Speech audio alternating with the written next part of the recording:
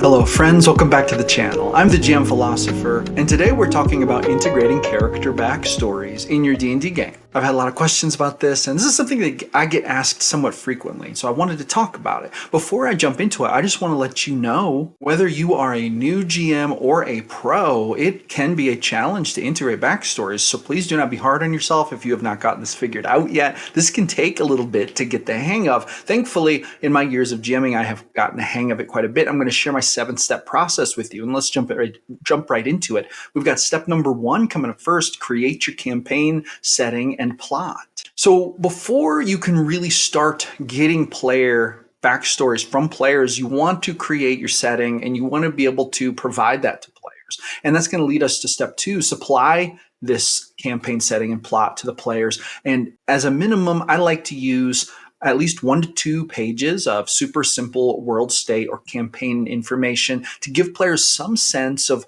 what the campaign is going to be about, what they're going to be doing, just the general overall theme, maybe where it's going to be focused on, that sort of thing. This will help them to fill in the blank with things like what gods are going to be involved, what cities are going to be involved, what some of the major plot points of your campaign might be focused around, so that they can sort of intuitively build into that with their backstories. I understand that providing a lot of super detailed stuff to your players might seem daunting. You don't have to go too deep.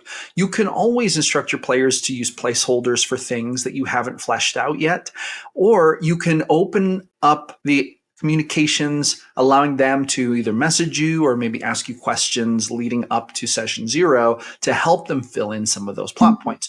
Keep in mind that integrating character backstories will generally require a bit of back and forth between the GM and players. This is how it always goes with me, and this gets really good results. And this leads us to step 3. Let them know that they have free reign to create some stuff. I believe that this is crucial. Let them know that you'll help them to fill in the blanks for some things. However, it is also okay for them to create new stuff. I believe that this is absolutely crucial. For example, maybe they want to create a hometown from their backstory that isn't on your map.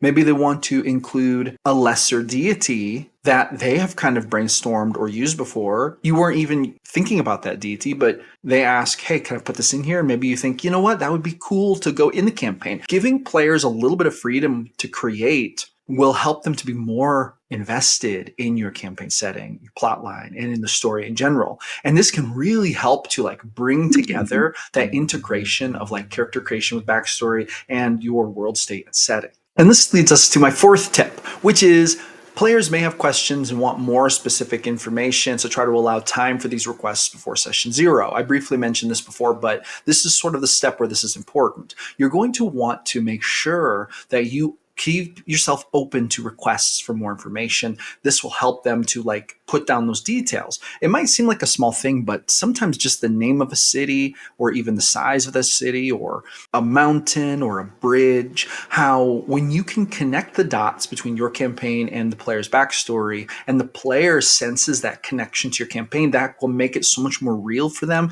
and that can make it so much more fun. And this helps in that integration process. Where a lot of GMs run into problems is when characters sort of create very bland, very low detail backstories, or they create backstories based on stuff that has no overlap in the campaign. Opening yourself up to that communication and working on stuff in the interim is a fantastic way to help eliminate both of those problems. And this leads us to tip number 5. Commence as session 0, where you finalize all backstory elements and individual player plot hooks and arcs. So at session 0, this is where you will kind of put the finishing touches on those things. And that's what you want to lead up to. You want to be working on those campaign backstories, player backstories, campaign arcs, the campaign sort of plot setting, world state setting. These things should all be in a state of working together to set the backdrop for your campaign, for your first session. And they should be almost finalized by session 0. Session 0 should serve as a time for brainstorming on top of what has already been created, finalizing details, making sure that the players have everything they need, making sure that characters then are rolled up, created properly, etc. You want to even go as far as making sure that their backgrounds that they're choosing for their player, if you're using D&D, mesh well with the backstories they have created, and then that you integrate that in a meaningful way. Using different features from the background and finding a way to integrate that with how you plan for it to unfold in the story with their players, the characters' personal plot arcs and things like that can really, again, help with that overlap. And that's what you want. You want that overlap. And that leads us to step number 6. Leading up to session number 1, find creative ways to insert player arc hooks into your campaign.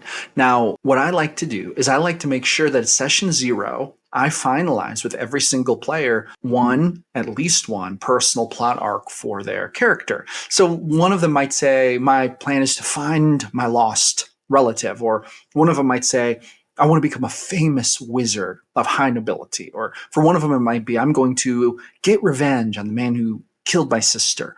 Whatever it is, right? Every player should develop a personal plot arc that then you have in front of you that you're going to help them solve in the context of the campaign.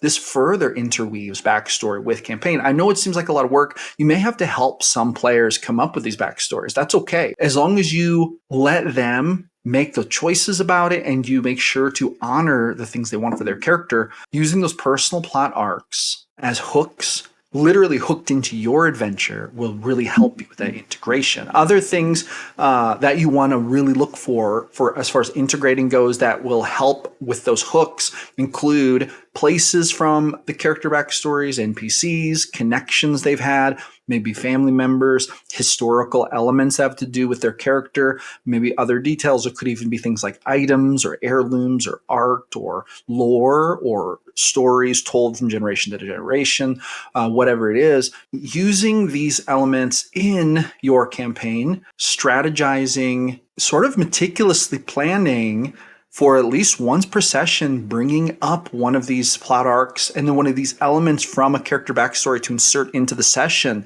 even if it's just as a small teaser, just as a clue, as an Easter egg, even if it's a small thing, can make a world of difference for integrating those backstories. However, it works even better when maybe you work a very important NPC into the campaign who is from a character's backstory. This can really help to cement and concrete that emotional connection players have to the game. And finally, tip number 7, give every single player moments to shine during your campaign in a way that relates to their backstories.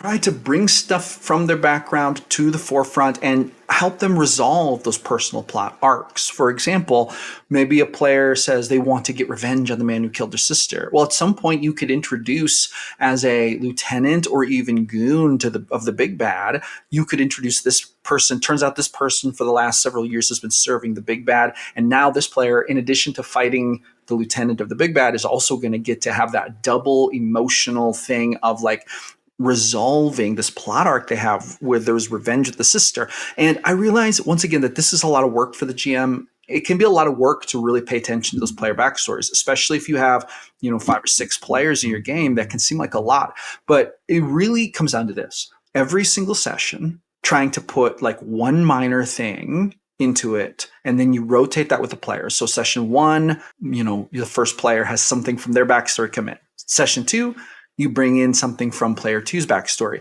And then over the course of the campaign, you give each player at least one session that's sort of mostly dedicated to resolving their plot arc. This is what I do in my campaigns, and I find that it really helps get the players engaged with their characters, and then further, their characters engaged with the main plot points. And you can also be creative in how you do these things.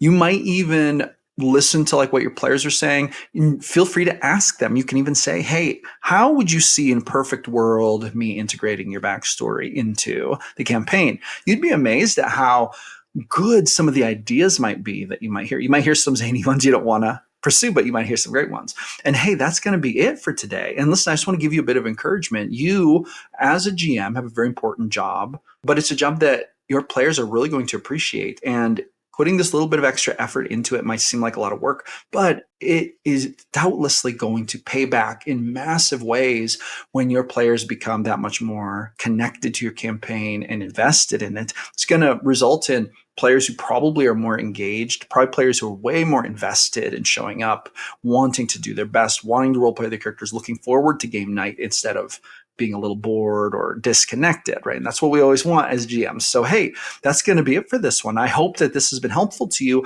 Do me a favor, hit that thumbs up button, hit that subscribe button, and drop me a comment if you have some additional tips or questions about this. And hey, I will see all of you awesome people on the next one.